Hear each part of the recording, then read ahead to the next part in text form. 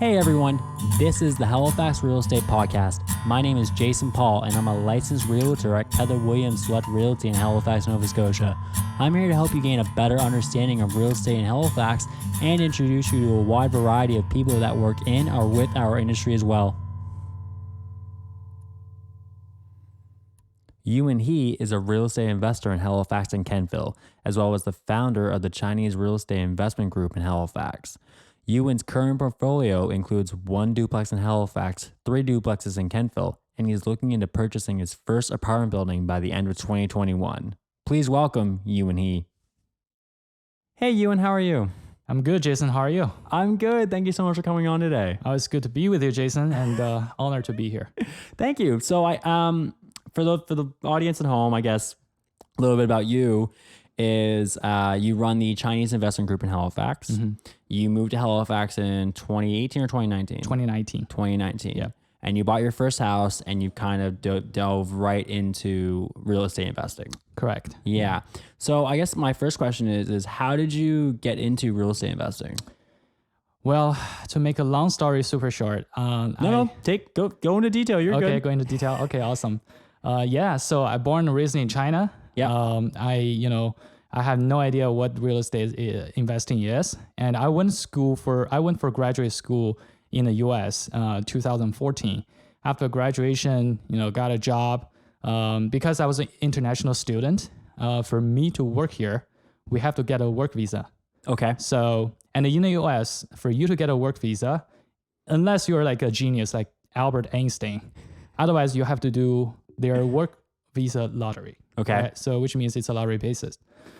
So for me, because my major was electrical engineering, and I have 3 chances of joining that lottery, right? Each time it's approximately 40% chance you'll get it, 60% chance you won't. But I have 3 chances, so I thought my chance is pretty good. Yeah. After 3 times, didn't get it. Bummer. And my employer really liked me. I like them too. I love working for them. They're super nice to say, hey, Yuan, we have an opportunity to relocate you to Canada. And you have 2 options, Calgary or Halifax. Back at that time, I had no idea. Neither of this place, I have no idea, where those places are. And I was just looking on the map and talking to some friends, who've been to Canada. I'm like, hey, Halifax, Calgary, which one you guys like? They're like, wow, Calgary gonna be as cold as, Yeah. and Halifax, Halifax, we never been there, but Halifax is by the sea. So I look on the map, Halifax is right by the sea. And I told my wife, and my wife is like, oh, this is so easy, right? This is an easy choice. Go to Halifax. So that's why we went here 2019, that summer. Wow. We landed Halifax. Okay. Being in love with this place ever since. So you moved to Halifax in 2019. Did you buy a house right away? No. But back at that time, I started to look into investing in real estate. Okay. But because I just landed Halifax, it's basically starting a new life. Yep. Right? We know nobody. We have no social circle here, I'm starting out. So we rent an apartment, get myself settled. I have a 2-year-old daughter. Back then she was 1 year old. We just have to do anything, like everything in your life. Just imagine you starting a new life. But fast forward, we get ourselves situated, and I started looking into, hey, this is a great place. Why don't we just buy a property here? Yep. And I started looking into real estate. That's approximately around 3 months after I landed. So that's like October. Okay. October, start to really looking. And it's a good surprise for me that the pricing point here is pretty good. And At the time. Exactly. At the time, it's pretty good. And I was working in New York City. Yeah. So the comparison just, so obvious. So, and I would, again, because I'm learning how to invest on the side. So I know this concept of house hacking. Yep. So I told my agent, look, I want to find a duplex where I can I can live in one unit, rent the other. Okay. So that's when I started looking. Around November, we find like 2 choices meet our criteria. And I'm trying to decide between those two. One in near Clayton Park, but the main living area is definitely smaller. Yeah. And the other one is in Old Bedford. Is definitely larger. Over under duplexes. We go. There's some back and forth with both sellers, and we decided to, we wanted more space. Okay. So we bought this duplex in Bedford. Okay. I just want to pause there. What a time to be able to have options. I know. What a time to be able to say I'm negotiating with two different sellers because they both houses fit what I'm looking for. Fast forward to 2021. Exactly. I mean, it's good old days, right? But anyway, so you bought the house in Bedford, and what did you do after that? My price for that, they asked for $330. Okay. And I believe, $339. I believe we got it under contract for $325. Love it. And that's the price. And we of course, we did all the inspection, the due diligence. We can find a couple small issues. We trying to knock a few bucks down, but the seller, they're willing to work with us, but they don't want to lower the price. So they're just saying, you know what, we're going to fix everything you pointed out. So and they did. Great. They fixed everything. We addressed. We show our concern. We closed on it. Love it. The rest is, history. We've been living there ever since. I love it. Yeah. I rented the unit in the first floor, and we live on the second floor. Okay. So like up down duplex, correct? Correct. Okay. So when you bought this for $325, what work had to be done for you to house hack it? Or was it move-in ready, both up and down? I would say it's almost, it is like moving ready. Like it's also rent ready. Yeah. The only issue is for the lower unit, it is a 1 bedroom, 1 bathroom, kind of apartment. Okay. And, the square footage though is 1,200 square feet. That's a huge 1 bedroom, 1 bathroom apartment. That's a huge 1 bedroom, 1 bath. So, I was back then. I was thinking there got to be some place I can add another extra bedroom. Yeah. And because the layout, I don't know what's wrong with the old times, but they have the bathroom in the bedroom, and that's the only bathroom. So the awkward thing is when you have a guest over, Yeah. they have to go to a bathroom In your bedroom. Exactly, they have to go through a bedroom. Yeah. That's not it's not super convenient. So I have couple contractors over, and I told them, listen, I want to slightly change the layout, and I want to have another extra bedroom. Okay. Because there's a sunroom, and there's a mud room, and I'm like, Useless. that's a waste of a space. So we should do something. And because the outward layout of the bathroom, the couple contractors give me some different ideas. I took one of the simplest, which is he's basically saying you can add just couple drywalls to partition that bathroom from the bedroom. Yeah. So you don't have to make structural change, and you still got a spacious bedroom that way. Yep. That bedroom was more like 500 square feet. Now it's a shrink it down for 400 square feet. So it's acceptable. 500 square foot bedroom is pretty acceptable. Yeah. So I choose that way. We got it done. So we turn it into a 2 bedroom, 1 bath unit.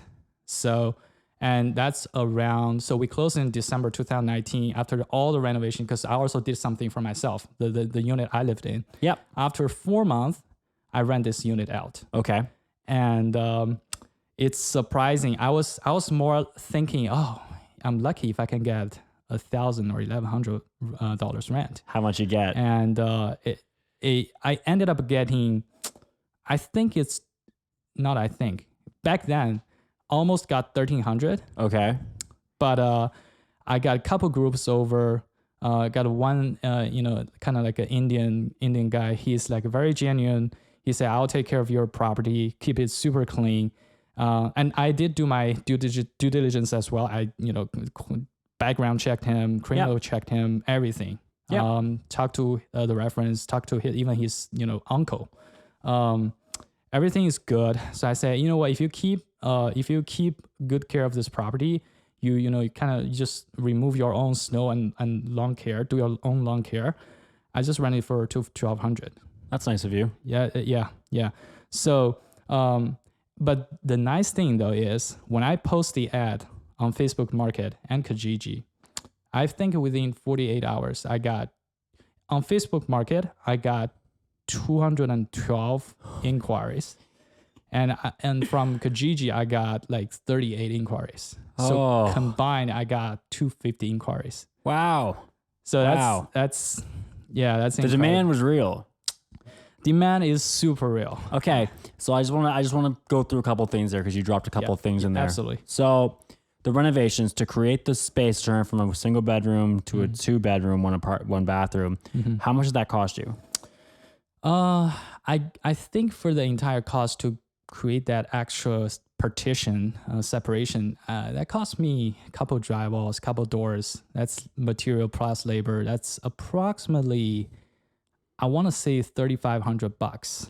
Easy. Yeah. How long did the job take? So how come it took 4 months though for a wall and some doors? Yeah. Like I said, I was also renovating my own unit. Okay. Mostly kitchen. Yeah. So that took a while. We have to order from IKEA and get all the countertops. But again, for the lower unit, it doesn't take too long. I think they finished the job within 10 days. Love it. Okay. That. Yeah. So you've done the $3,500 investment, went from a 1-bedroom, 1-bath to a 2-bedroom, 1-bath. Yep. Rented it out to $1,200. Yep. What's your mortgage right now on the $325? Monthly payments total. Yeah. Oh, this is something I forgot to mention. Because this is the first time I bought a home. Yeah. I utilized the 5% first time home buyer. Yeah. I don't know whether that's, definitely fact checked me on this. But you probably don't have to be first time home buyer, but yeah, 5% down payment. So it's I don't have to put a lot of money out of pocket. No, it's probably the down payment's 17. No, probably around 325 is math. You're probably at I think all in with everything, renovation, closing cost, I'm out of pocket for around 37K. Yeah, so 17,000 probably for your down payment. I was right. Okay, yes, 17,005 is probably what you need for a down payment. Yes. So yeah, everything included. I'm out of pocket for 37K, and yeah, so that's like the cost. 37K to get this house. Yeah, and all the renovations done. Exactly. Okay. Yeah. So what are you now? I'm just trying to break it down for the typical listener. So how much is your mortgage payment per month for the entire house? Right now, the mortgage payment is, I believe, is $1,475 or something. I have to check that, but yeah. So you're renting the bottom unit right now below you for $1,200. Correct. So you brought your monthly mortgage payments down to $200 and some odd dollars. Yes, exactly. In theory, yeah. Okay, great. That's like, it's not the greatest net cash flow, but that's just something like, it's still house hacking, and you've managed to find a way to save yourself $1,200 to put yourself into the next investment. Exactly, and hey, don't forget, I have a family. Right? Yeah, I have a daughter, I have a wife. Yeah, it's not bad for a family to live. We only have to pay. In theory, again, I say in theory because we have to pay for insurance and taxes, all that stuff. But still, it's a bargain. It's a bargain for an entire family to live there with a quiet environment. In an Old Bedford friendly neighborhood, you get you walking distance to Sobeys, to all the commercial centers, and bus stop is right there. You can't complain. No, you can't. It's a great location, great price. So we were saying this off air before we got going.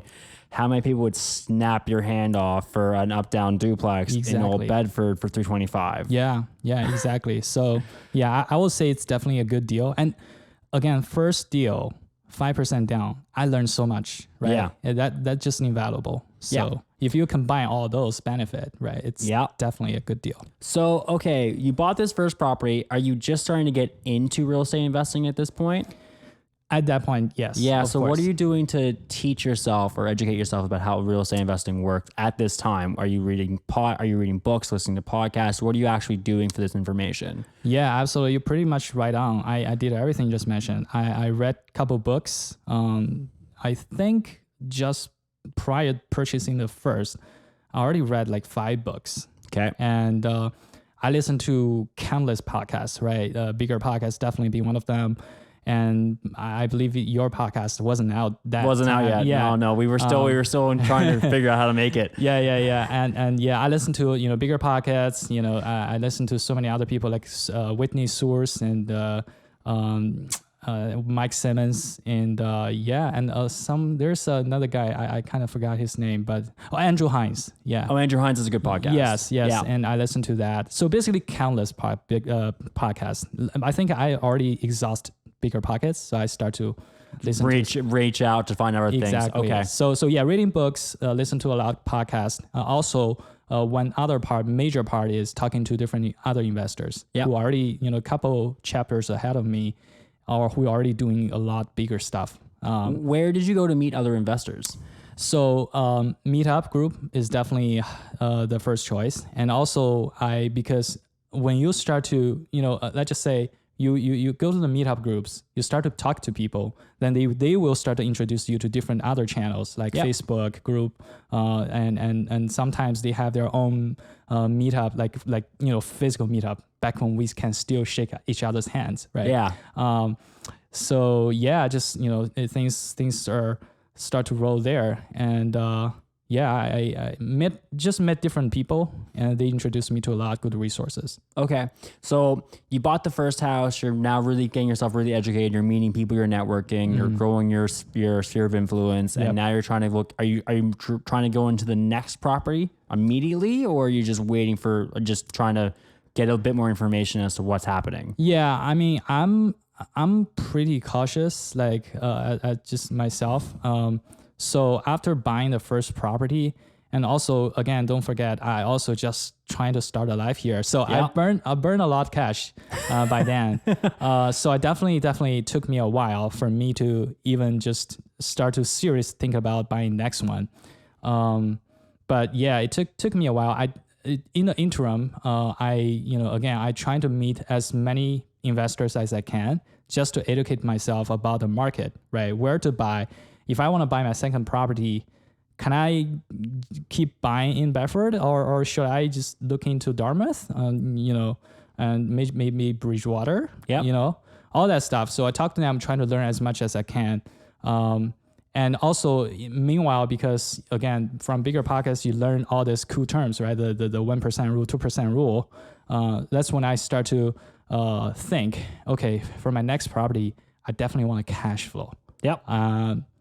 Appreciation is nice, but cash flow is where I have more control, where I can do more calculation, more analysis to make sure, I have minimum risk. Yep. So yeah, I mean, I guess to answer your point, that's what I did. That's where you're going to next, is trying to figure out cash flow. Exactly. And I've always hammer on about this. So if you're a regular listener to the podcast, you're going to hate me going over this for the millionth time, is cash flow is king. If you're talking investment properties, it is cash flow. I understand the equity play. We talk about that often enough in the greater HRM area, Halifax Regional Municipality. Oh, yeah. The equity gains right now, as of recording, it's March 11, 2021.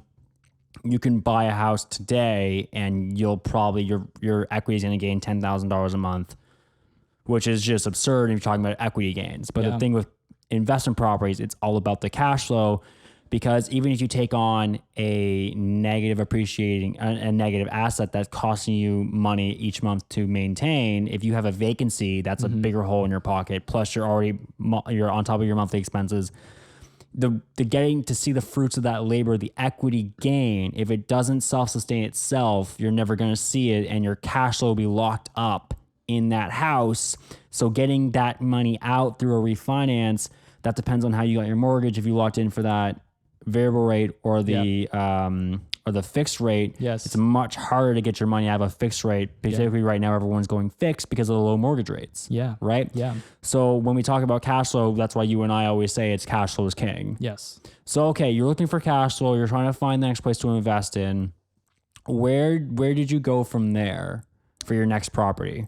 Yeah. So, I mean, I went to a lot of places within Nova Scotia. So basically trying to find investment property that makes sense according to the criteria we just described. I drove to Truro, met a couple investors there, and viewed a couple properties there too. I I can't even remember. I made so many offers, to be honest. I made so many offers, but none of them kind of, Stuck? Yeah, exactly. And yeah, I drove to Truro. I also drove to Bridgewater to look at a couple properties. And then I also drove to Windsor. Okay. In that direction, and I drove a little bit further. We went to Wolfville, Kentville. But yeah, I'm all over the place, man. You went all over the place. All over the place. Yeah. How long, like, what was the process to do the research on other parts of the province? How often are you down in different parts? Was it every weekend? Was it every 2 weekends? Like, how much work did you do to see what other markets were doing, and how long before you realized where the value was?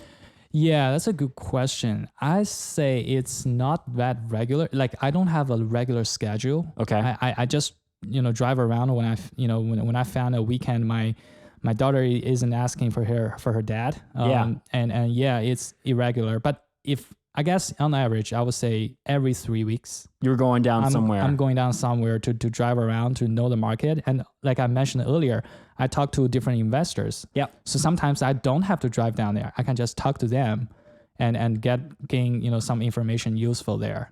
When you were going down, were you trying to network with investors in the area?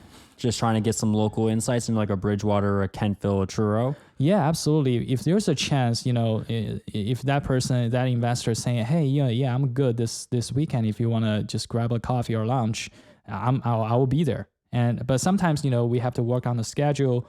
But most of the times, it's half-half. Yeah. If I got a person who want to grab a coffee, just willing to meet me, that's definitely much appreciated. But sometimes I'm all by myself, drive around, and I would consider myself an extrovert person.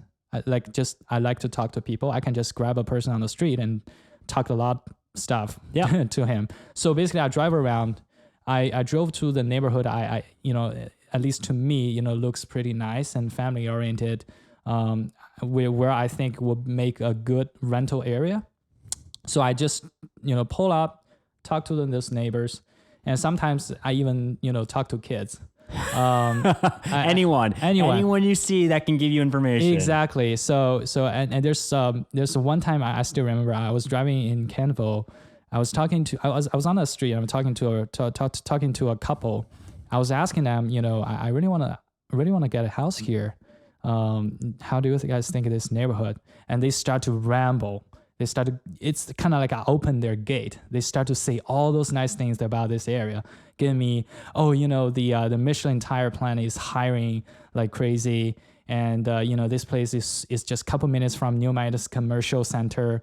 This place is like a couple minutes from Valley Regional Hospital, blah, blah, blah, That's gold, right? They sold you the neighborhood. Exactly. They sold me the neighborhood. The point is they give you so much valuable information for an investor. They don't even realize. They just like, oh, this guy is into our neighborhood. Maybe we should just help him out. Help him out.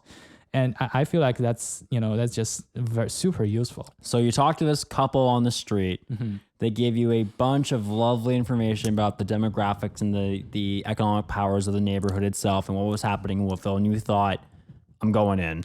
Yeah. That's when I start to see, oh, maybe if there's any property available in this area, then this is a go. Okay. That's what it gives me, right? Like when you drive around in the neighborhood, you know nothing about it. And after you gain those information, I guess what's helpful about it is you overcome that fear of unknown. Yeah. Right. Now you start to become, this is not that scary. Right? You're educating yourself on the neighborhood in the process. Exactly. And I'm not sure which podcast will give you that. Right? Yeah. So you have to talk to local people. But anyway, so yeah, that's actually I want to touch on that a little more because this is really important. You made a great point when you said, I don't know what podcast will give you that local area of expertise. Mm-hmm. I find that when it comes to podcasts or the people that look for this information, right? Be it books, podcasts, seminars, meetups, networking events, all those wonderful things, they're all there to provide you with information to go and execute. Yep. But there's no better way of learning than to actually going out and executing and figuring out how to execute. it'll be the shortest and quickest way for you to learn. But the hardest thing, and you and I will both agree on this, is to actually do it. It's hard to just get in your car, Exactly. drive to Wolfville, see a couple, pull over. Did you get out of the car or are you still in the car? Oh, no, I got out of the car. Okay, so you pulled over. To show respect. Exactly. So you pull over, you get out of the car, you walk up to some stranger and you ask them, hey, I'm just interested to learn more about this place. What's going on? Yeah. That's really hard to do. And that will stop a lot of people, is that fear of the unknown, because they don't want to be a bother. They're, you know what I mean? There's that fear of the whole thing. 100%. So kudos to you for going out and actually doing it, because I know, like, I've got a lot of confidence, but I don't know if I could just go up to some random couple and be like, how's your life? But anyway, okay. So I wanted to touch on that. But now, okay, you're fired up. Couple has sold you on the area. And this is where you bought your first property, your first actual true investment property. Yes. How did you find it? Was it on MLS or was it private? Yeah, surprisingly, we're talking about 2020. It's on the MLS. Okay. And it's near that neighborhood. Like I met the friendly couple, and also it's not far from everything they just described, like, the commercial center, the hospital, the school, and it's on the MLS. And back then, everybody's just, the HRM just start to pick up momentum, right? And everybody still have their eyes on HRM. Yep. Nobody was, I would say nobody. I would just say, few people. They're looking, outside HRM, and I definitely don't get a lot of competition. Yep. So I got my eyes on this property. Because when I see this property, it's a side-by-side duplex, and the listing price, I believe at that time, was $249. Okay. And I was, pull up the Facebook marketplace trying to look for, what's the rent price there. So I pull up the Facebook marketplace. The rent there for a 3-bedroom is around $1,000, right? Okay. Average condition. I'm not talking about those fancy ones, right? Just average affordable unit. Utilities included or no? No. Okay. Yeah. So that's when I start to do I call that 5-second math. So 5-second math, like you calculate the rent. Okay, so each side is 3 beds, 1.5 bath. Okay, I probably can get $2,000 rent, and so listing price is $249. Probably can knock down a few bucks out of the price, and it's almost approaching 1% rule. Yep. Right, and also I forgot to mention this earlier. In the book of Don Campbell's, real estate investing in Canada, he's also talking about this 10% rule. Yes. So that property met that 10% rule, but not quite a 1%. So that's when I start to realize, maybe this property will pencil. For just before we go any more on this, for the listeners, what is the 1% rule and what is the 10% rule by Don Campbell? Yeah, absolutely. So 1% rule, I believe that's coined by a bigger pocket. Yeah. And that's just basically saying your rent price versus your purchase price should be about 1%. If that's met, you have a very good chance of cash flowing. So just to dumb that down, $200,000 purchase price, you should be renting out for $2,000 a month. In theory, yes. Yes. In theory, yes. That's what that 1% rule is. Exactly. What is the 10% rule? So the 10% rule from Don Campbell is if you just do a quick math to add up your annual rent. Okay. And divided by the purchase price should be around 10%. And if that's been met, you have a very good chance of cash flowing. They're roughly the same estimate. Yeah, it's the same. It's just, they're close enough. Close enough. Anyway, so okay, now back to the bigger story. Yep. You see the purchase price $249. You look at the math of the rentals and you say, okay, this is close enough to 1%. Okay, this is close enough to 10%. This is a good idea. Yep. What do you do from there? So I definitely, just dive into more details. Like, okay, so this property was listed for sale. Why is that? And also, it is a side-by-side, but there's any deficiencies in any of the unit. And so I start to call my agent and ask her to talk to the seller's agent and just saying, we're interested and is there any chance we can view the property, right? So that's the next step for me, Because first of all, we established that we are interested, Yeah. and then we want to see the property. Yep. Yeah, back then, again, COVID is You had time. exactly, we had time.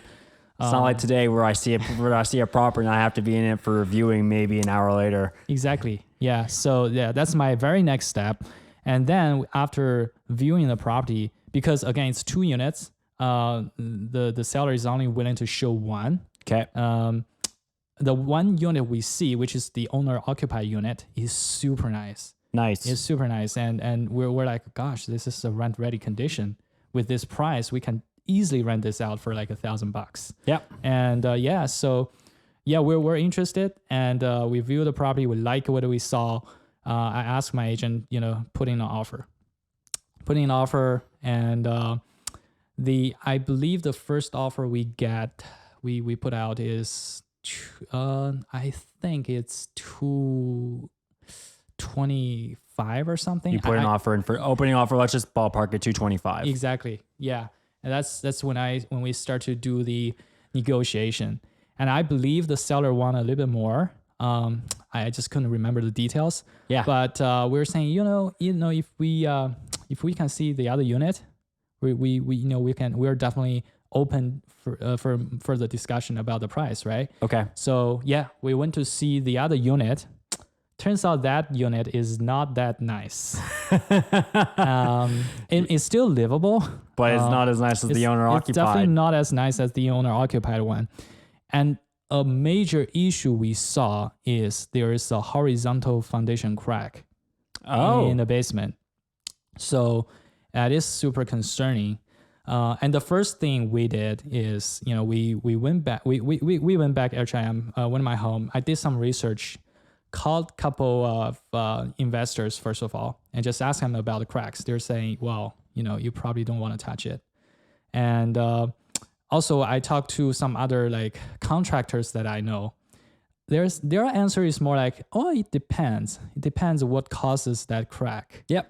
So, and we're like, okay, maybe let's just say we can still have contingencies, right? Yeah. So let's keep pursuing this property.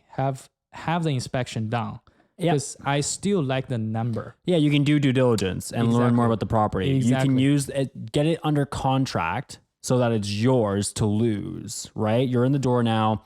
You can use your condition dates, inspections, financing, property disclosure statements, lawyer review, all those wonderful conditions to protect you, but you can use those timeframes to bring in professionals to get quotes for a job. I am assuming that's what your next step was. Absolutely. That's what we did. So yeah, we decided to proceed with this uncertainty, and we have the inspector come in. He's at least a very good reputation, and he know what he's doing. So we have him inspected both units. The first units, again, nothing to complain. It's being very well maintained. The second unit, the major thing is we wanted him to give us some advice on the crack, right? The basement crack. When he looked at it, I still remember he went down and see the crack as if there's nothing happened, and he just casually turned to us saying, "Oh, this is a settling crack." I'm like, "What does that mean?" Houses take 50 to 60 years to settle, my friend. There's a lot of shifting in that soil. Yeah. Well, what he said is, because the crack is more like it's not bulging in. Yeah. It's like almost the first part of the basement is like bulging out. Okay. So he's saying we can pretty much eliminate the soil pressure pushing thing. It's something that's, because this basement wall on the I won't say left side, but it's not quite. I understand what you mean though, but where this crack was, it was pushing out. Yes. Out away from the house and not in toward the foundation. Yeah. So the inspector was saying that the pressure from the soil wasn't there to keep the foundation from settling in line. Yeah. So the point is he doesn't think that's a soil pressure. So he's saying the wall is connected to a driveway. So, which means he's like 80% certain it's some kind of one-time heavy loaded truck run through that driveway caused that kind of shift. Oh my God. Okay. Yeah. So, and he's saying, he kind of whispered to us saying, this could be a good item for you to negotiate the price. but shouldn't be something to break the deal. That's a good home inspector. Yes, that's it's definitely we definitely appreciate that comment. So after the inspection, we sort of we have at least a professional advice like we can not rely on but to refer to, right? No, you can go back to the sellers now, bring the inspector's report to the table and say, hey, this was found, and legally speaking, the sellers have to go if they refuse your deal and go back to market, so MLS, they have to disclose what they now know as a defect in the property. So it isn't negotiating. You've given yourself leverage in negotiations by simply saying, hey guys, this is a problem. We're here to work with it. Work with us. So that's what you guys did. How much did you guys get the quote to fix it, and how much did you guys ask off the price? Yeah, we because he said I after that conversation I've kind of followed up with him. I was talking to him asking, is it okay if we can just live there for now? And his answer is like, according to his experience, this kind of stuff, the house won't fall down tomorrow. Good. Right? The house won't fall down tomorrow. And the point is you can wait. Yep. So, if that's what he said, and given the condition, given just, everything we have, we're like, okay, maybe we'll keep it as is. And when the tenant turns over, we'll look into it deeply. Okay. So basically we just took his advice. We just use this as negotiation leverage. Yep. We come back to the seller saying, hey, listen, you got this crack, pretty scary. And, if you see the crack, it's not that. I'm probably exaggerating it too much. It's like almost like finger wide. It's not quite. Okay. It's visual. It's visual, but it's not like a overlooming scary crack. It's just a hairline crack in the wall. Someone did it with a truck when they did the finger wide crack in the wall, not a hairline. Exactly. Sorry. Yeah. Someone cracked it when they put it in a driveway. Nothing too crazy. Yeah. I just want to give the listeners the impression that the house is fall down. No, it's not like that. It's just like, finger wide. It's concerning, but not that scary. So we went back to the seller. Hey, you got this crack. It probably gonna take us, I don't know, 20 grand, 30 grand to correct. So you got to give us some credit. Yeah. Right. If we want to close the deal. So that's what we did. We used that. And finally we negotiate down the price to $206. Oh, you're not $43,000 off the asking price. Exactly. And that's on MLS. So that to us, that's that's a good win. That's a huge win. That's a huge win. So you took possession. Yep. Did both units come with tenants, or did you have to fill the owner occupied unit? Yeah, like I said, the owner occupied unit, because the situation for her is she wanted to sell because she wanted to buy something else. So she moved out. Okay. So we have the unit with the crack. There's still tenant in there, but the owner occupied unit, which is super nice, is vacant. Okay. Which kind of worked out for us. Yeah. So after I think we closed on it on June 23rd. Okay.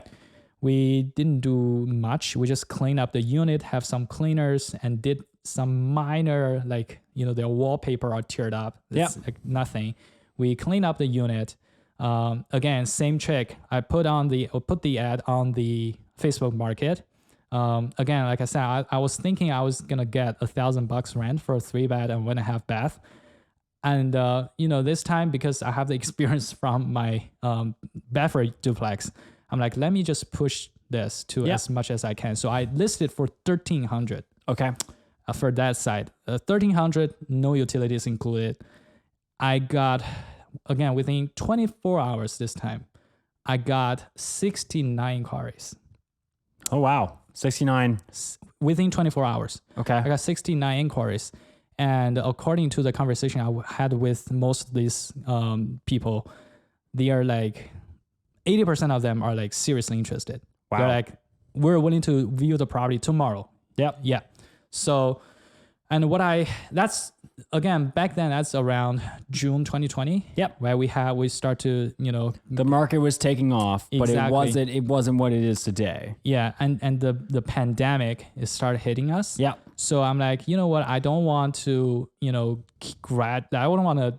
I live in Halifax, and first of all, I don't want to drive there every time when there's people saying I want to view the property, And also because the pandemic, I also don't want everybody be there all at once. Yep. So what I did is I told everybody that's interested, say, I'm going to host open house, but I'm going to have a different slot just for one group. Yep. So I did that.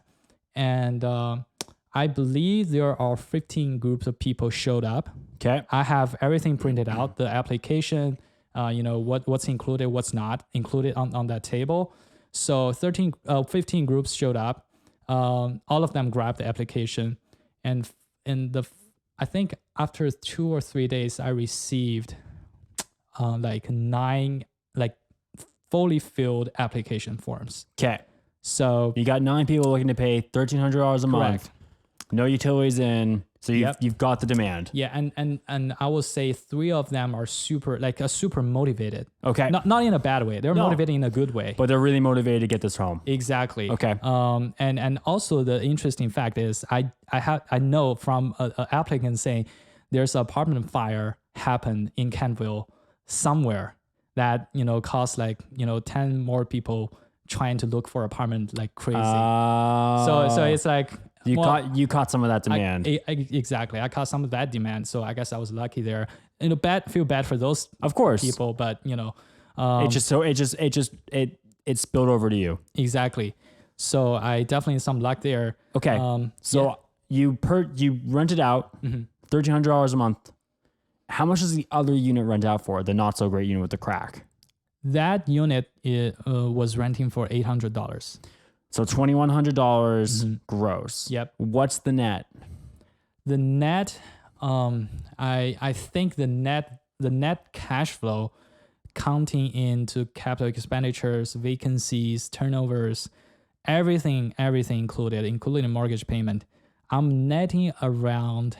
Back then, we're netting around $1,000. You're netting $1,000. Yep. $1,000 off that property. And great. Yep. Wonderful. Yeah, and the before we buy it, I kind of skip over this part, but I did do underwriting, like analysis. I did do my numbers. We actually underwrote this property under $1,600 rent. Wow.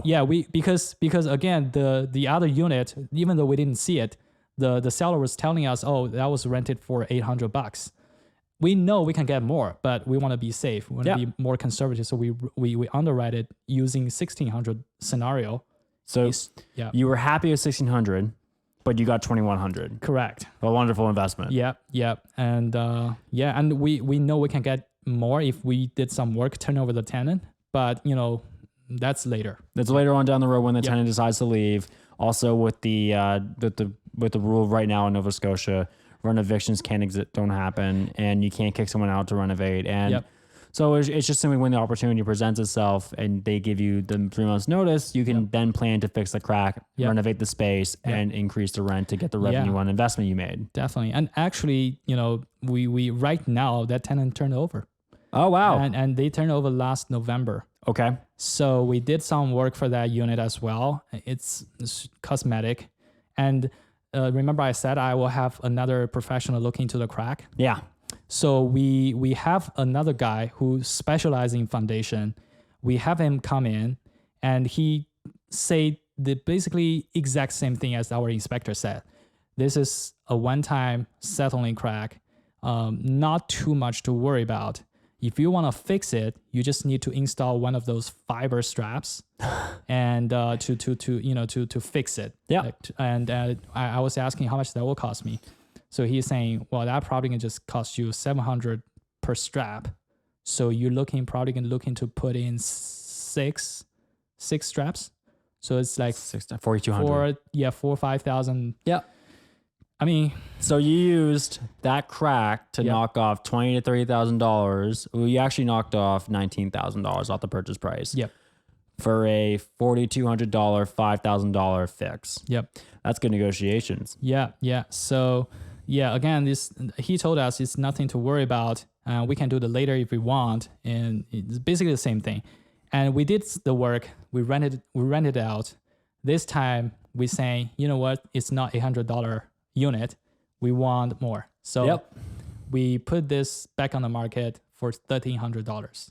Oh, Similar story. I want to repeat, but similar story. We got to rent it for a super nice couple with a kid. And so now you're at $2,600 a month. correct. Yeah. And are you still netting $1,000 a month now off the property? Nope. We netting, I believe, right now, if I do my math correctly, I mean, if we're just talking about the actual cash we pocket, Yeah. it's $1,600 Love per it. month. Of course, you're counting into the vacancy, the turnover, all that stuff. We reserve $300 per month for that. So we're netting $1,300. So you're netting 16, but you're using $300 of that 16 Correct. to go into a fund in case of emergencies. Exactly. That's intelligent. But then you're actually netting $1,300. Yeah. Which is cool because if we're talking about this is your second purchase. Yep. That $1,300 from the second purchase rolls onto the first purchase. So that $200, $300, $400 you have on the table in that purchase, now you're netting $900 to $1,000 in your pocket. Both mortgages are taken care of. Yep. And now you're paying yourself passive income. If it's $900 a month, you're making $10,000 a year. Yep. Just to landlord. Just from the cash flow. Yeah. Yep. No, we're not counting in the principal pay down. No. Right. Yeah. Not at all. It's amazing. Yeah. Okay, so you get in the Kentville market, you buy this first property, it works out really well. Yep. Where do you go from here? So we currently have 2 more duplexes under contract. We're trying to close. It's a off-market deal. Again, this is from me talking to investors, and we got this lead. I guess my my plan is double down in Kentville. Again, after buying the first duplex there, I start to look into Kentville or just the valley in general a little bit more. I want to do more homework, and what I found is it's a really interesting market, right? It's a really diverse economy base. If you think about it, it has the Canadian force there, it has Acadia University over there, and the wineries industry is really booming, and the agriculture has always been strong. You got tourism. Michelin. Exactly. Michelin tire plant is hiring like crazy. So much more. And The economic drivers are there to support growth. Exactly. Growth in that economy in that little neighborhood. Yeah. And the schools of Valley Regional Hospital, not to mention all of those. It's a really, in my opinion, I think that market is going to do very well. So, okay, I love that because when you invest as a real estate investor, it should be in the actual space and what's happening in the space and the potential of the growth. I want to bring it back to you have 2 properties under contract. Mm-hmm. How much, if you want to disclose that? Yeah, absolutely. So the 2 properties we're on the contract right now, it's similar layout, side-by-side duplex, 3-bedroom and 1.5 bathroom. It's 2 adjacent duplexes. Side by side. And the first duplex is $200K. The second one contract price is $195. Okay. So, and that's cheaper than your first one that was on MLS. Yeah. What are the rents like in these 2 units or in the 2 duplexes? Are they similar or could they be similar in the future? That's a great question. I think they're smaller in terms of size. They are smaller than the first duplex I got in Kentville. But if we just talking about the rent, given that condition, given that location, I would say that can still rent for $1,100 to $1,200 net. I'm talking about we're not paying utilities. Yeah. Everything, tenant take care of everything themselves. I think that's going to be the price range. You think that's going to be the price range when you take possession and when we take possession. Okay, yeah. Incredible. So you bought the first place June 23rd, 2020, and now we're in March 11th, 2021. So it'll be in 1 year you'll have consumed 3 properties, 6 doors. The first 2 rent out $1,300 a piece. The next 2 rent out. The next 4 will rent out $1,100 to $1,200 a piece. So you'll be grossing probably almost $6,000, $7,000 a month. That's gross. Yes. Netting probably somewhere around $3 grand. We'll just ballpark it. Yeah, if we ballpark it, I think it's going to be around. Just to be conservative, I think these 2 duplexes we're on the contract right now can net around $800 per door. So that's like 1,600. 13,200. That's 3,200. Yeah, 13,200 Plus your 1,600, you're at Exactly. 4,800. Exactly. Okay, so conservatively speaking, I was very conservative. Yes. So you're almost 5,000 net, Yep. which is $60,000 a year. Yeah.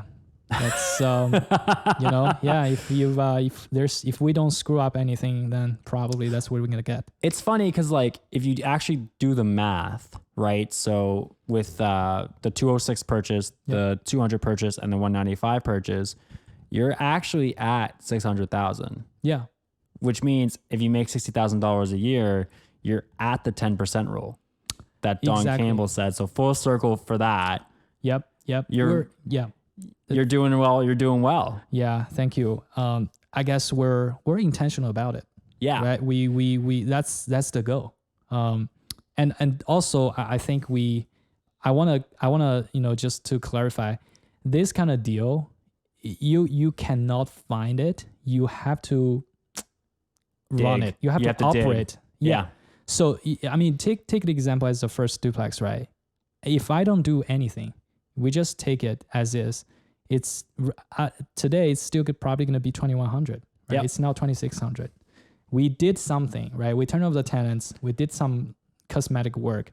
That's how this duplex turned into this oil well. Yeah. It's not something you can find. Yeah. Right. It's something you created. Yeah. So that's one point I want to clarify. Yeah, right? because you can a turnkey investment property. I mean, those are the ones you paid the premiums for. Yeah. Right? Like those, you don't get deals on turnkey homes. No. So if you want to make an investment property work, it's a bit of a vision. Yep. A lot of hard work. First off, finding those deals. Yeah. So for you to like the first one's on MLS, that's fine. It's an easy thing to find in a typical viewpoint search or a realtor.ca, or if you're actually a real estate agent and you're working with a realtor, then it's on Paragon. I've talked about Paragon before. Yeah. But the other two that are private deals, how did you find him or them? Yeah, good question. So it's actually a gentleman who brought me these deals, and I believe he's an investor himself. He's also a wholesaler. He tried to give me he tried to wholesale a couple more deals to me earlier, but they are all like, that requires extensive renovation. Yeah, which is not something I specialize in. Not yet. Yeah, I told him, hey, this is the criteria like I'm looking for, and I told him about the duplex I got in Kentville, the first one, on Waddle Street. Let's just call Waddle, right? I told him about the Waddle duplex, and he said, okay, I got it. So, and I think it was almost 1.5 months ago, he said, hey, Yuan, I got this. I got 2 duplexes that's similar to what you were asking. I'm like, okay, cool. Shoot it to me. I'm interested. So that's when you found them. That's how I found it. And I guess in short, networking. Yeah, exactly. Networking and being willing to drive and connect. Oh yeah. And investigate and learn, right? Because it's a lot of hours on the road. Yep. It's a lot of conversations. It's a lot of networking. It's a lot of meeting, greeting, coffees. It's a lot of beers. Watch out on beer. It's how you get fat, my man. Trust me. Yeah.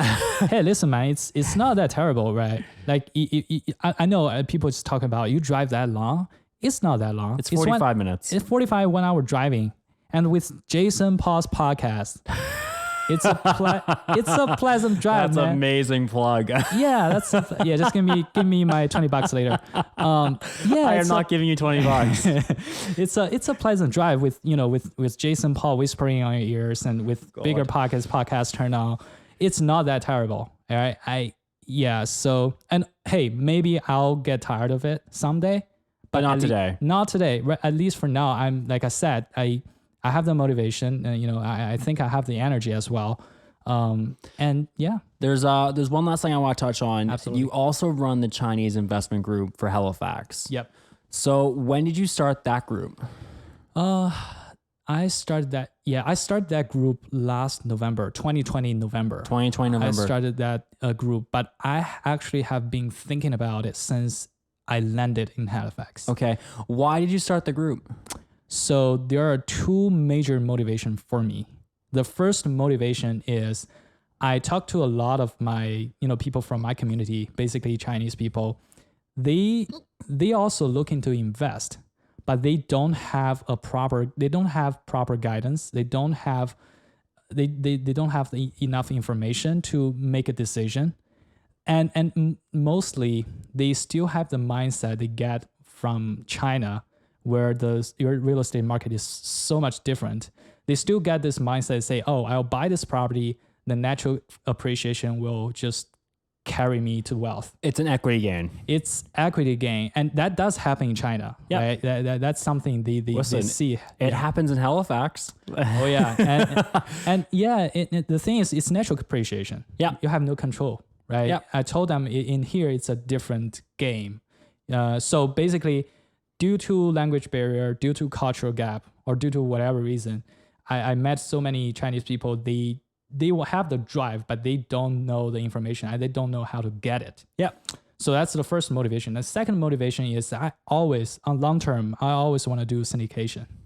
Yes. So, I think this is a good place to start. What is syndication? Oh, well, syndication is just a fancy term saying, people pulling money together to buying bigger deals. Yeah. Real so estate deals.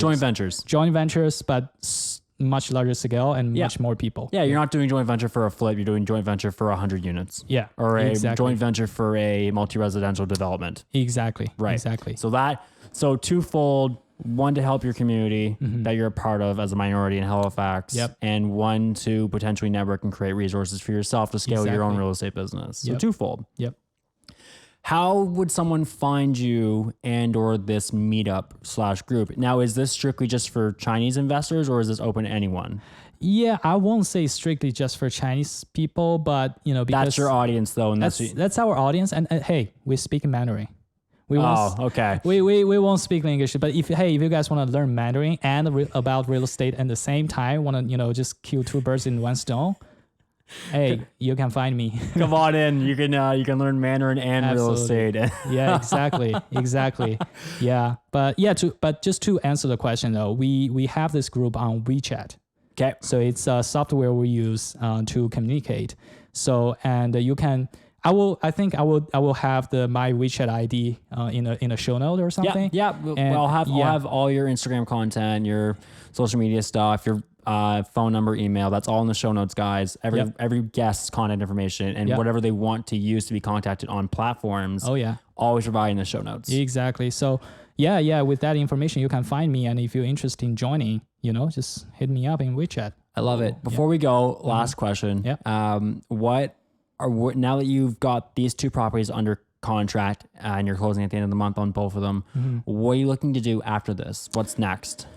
The plan after closing, definitely there are going to be some work involved, right? Closing a property is just first half done. You still got more work. So for these two duplexes, we're going to do similar work to raise up the rent. And after that, I actually have a goal to this year. I want to buy an apartment building. So, anywhere from 10 to 40 units. I want to buy that. You want to buy an apartment building this year, 2021, you're buying an apartment building. Yeah. So, I know it's probably some people will laugh at this, but that's just, I'm not laughing. I'm amazed and I'm impressed because that's a wicked goal. Yes. That's it's just really aggressive, but I love aggressiveness. Yeah. That's actually, I don't mind sharing my New Year's resolution and just, maybe your audience can hold me accountable. I made a New Year resolution. I'm going to buy 3 duplexes and 1 apartment building by the year 2021.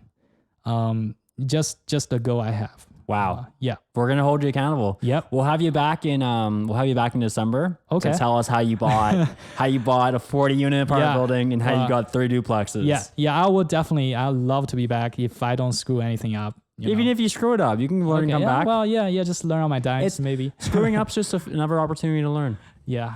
That's all it is. Yeah. Yuan, man, thank you so much for coming on today. My pleasure. I had so much fun, Jason. Thank you so much. It's always a pleasure to see you, my man. Take care. Thanks, friend. Bye. If you'd like to get in touch with Yuan, you can reach him at 267-432-4298 or Yuan at alumni.upenn.edu. If you'd like to get in touch with me, you can reach me at 902-220-7357 or jason.paul@kw.com. Thanks again. Bye.